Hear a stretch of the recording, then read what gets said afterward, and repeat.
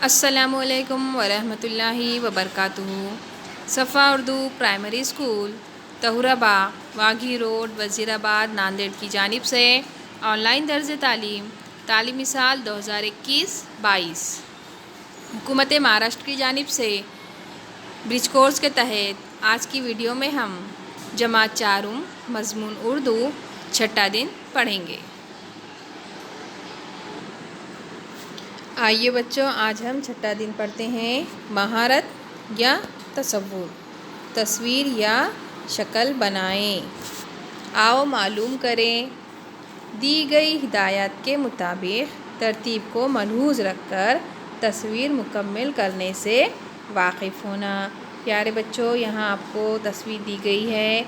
इस तस्वीर को अच्छे से मुकम्मल करना है, उसमें कलर करना है। सफाई के साथ आप इस तस्वीर को मुकम्मल कीजिए। आगे देखिए, आओ अहलियत पैदा करें, मज़कूरा वाला तरीक़े से पतंग की तस्वीर बनाइए। यहाँ पर जैसी तस्वीर दी गई है आपको तस्वीर बनाना है, तस्वीर को मुकम्मल करना है। अधूरी तस्वीर दी गई है पतंग की, आप इसे इस तरह से मुकम्मल कीजिए।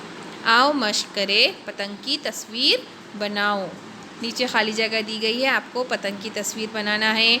आओ तख़य्युलाती बने चैलेंज, दो पहाड़ों के दरमियान से उभरते हुए सूरज की तस्वीर बनाइए।